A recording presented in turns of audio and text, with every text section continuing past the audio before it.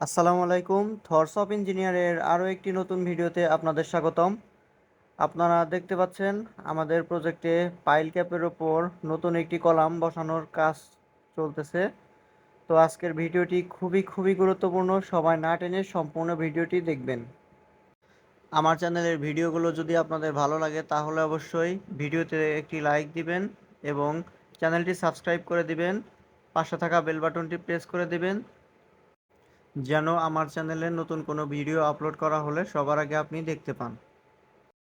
আপনারা যারা নতুন ইঞ্জিনিয়ার আছেন, আমার এই ভিডিওটি যদি আপনারা ভালোভাবে দেখেন তাহলে আপনাদের পাইল ক্যাপের ওপর সম্পূর্ণ একটি নতুন কলাম কিভাবে বসানো হয় এটি সম্পর্কে সম্পূর্ণ ধারণা পাবেন।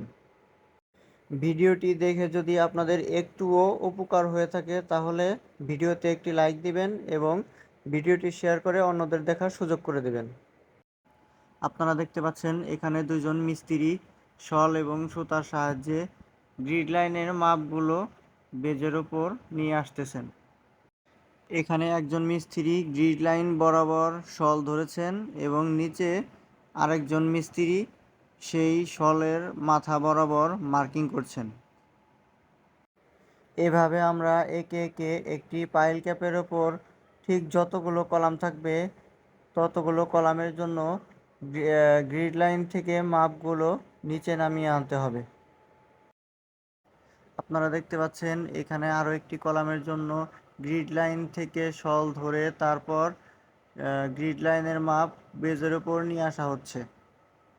একই নিয়মে আমরা এই পাইল ক্যাপের ওপর 4টি কলাম আছে, এই 4টি কলামের জন্যই গ্রিড লাইনের মাপগুলো বেজের ওপর নামিয়ে নিয়ে আসলাম। চলুন এখন আপনাদের ডিজাইনের সাহায্যে দেখাবো কিভাবে একটি কলামের জন্য প্রথম রিং কিভাবে বাঁধা হয়। এখন আমরা এই C4 এই কলামটি বসানোর কাজ করব। এখন আমাদের এই কলামটি হলো 15 ইঞ্চি বাই 28 ইঞ্চি। এই কলামটি বসানোর জন্য আমাদের দুটি গ্রিড লাইন প্রয়োজন হবে। এই দুটি গ্রিড লাইনের একটি হলো এই এইচ নাম্বার গ্রিড লাইন এবং অপর একটি গ্রিড লাইন হলো এই 2 নাম্বার গ্রিড লাইন। এখন আমরা দেখব গ্রিড লাইনের কোন পাশে আমাদের কলাম কতটুকু করে আছে। এখন আমাদের এই যে গ্রিড লাইনটি আছে এই গ্রিড লাইনের এই পাশে আমাদের কলাম আছে 1 ফিট 4 ইঞ্চি এবং অপর এই পাশে আমাদের কলাম আছে 1 ফিট। আবার এই 2 নাম্বার গ্রিড লাইনের এই পাশে আমাদের কলাম আছে 7.5 ইঞ্চি এবং এই পাশে আমাদের কলাম আছে 7.5 ইঞ্চি, অর্থাৎ এই গ্রিড লাইনটি কলামের ঠিক মাঝখান দিয়ে চলে গেছে। এখন আমরা যখন এই কলামের জন্য প্রথম রিং তৈরি করব তখন আমাদের রিং তৈরি করতে হবে 12 ইঞ্চি, অর্থাৎ গ্রিড লাইনের এই পাশে থাকবে 6 ইঞ্চি এবং এই পাশে থাকবে 6 ইঞ্চি। আবার একইভাবে আমাদের রিং থাকবে 10.5 ইঞ্চি এবং এই পাশে আমাদের রিং থাকবে 1 ফিট 2.5 ইঞ্চি। চলুন এখন আপনাদের দেখাবো কিভাবে কলামের প্রথম রিংটি বাঁধা হয়। এখানে আপনারা দেখতে পাচ্ছেন একজন মিস্ত্রি, উনি এই কাজে অত্যন্ত দক্ষ একজন মিস্ত্রি। এখন ওনার কাছ থেকে আমরা দেখে আসি কিভাবে একটি কলামের প্রথম রিং বসানো হয়। প্রথমে আমরা এই কলামটি দেখে নিলাম। এই কলামটির সাইজ হলো 15 ইঞ্চি বাই 28 ইঞ্চি। এখানে আমাদের এই রিংটি বানানো হয়েছে 12 ইঞ্চি বাই 25 ইঞ্চি। শুরুতে আমরা কলামের দৈর্ঘ্য বরাবর একটি চক দিয়ে দাগ দিব। এখন আমরা রিং থেকে 10.5 ইঞ্চি দূরে একটি চক দিয়ে দাগ দিচ্ছি, কারণ এখানে 1.5 ইঞ্চি ক্লিয়ার কাভারের জন্য আমরা 10.5 ইঞ্চির মধ্যে দাগ দিচ্ছি।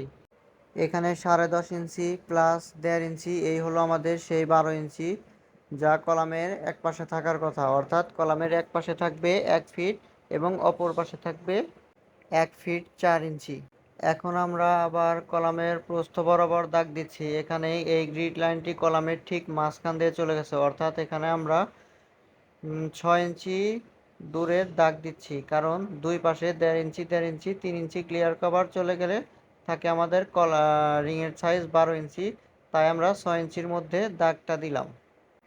এখন আপনারা দেখতে পাচ্ছেন আমাদের এই রিংটি গ্রিড লাইন থেকে আমরা যে মাপটি নিচে নামিয়ে নিয়ে এসেছিলাম সেই গ্রিড লাইনের মাপের উপর আমাদের এই রিংটি বসানো হয়েছে।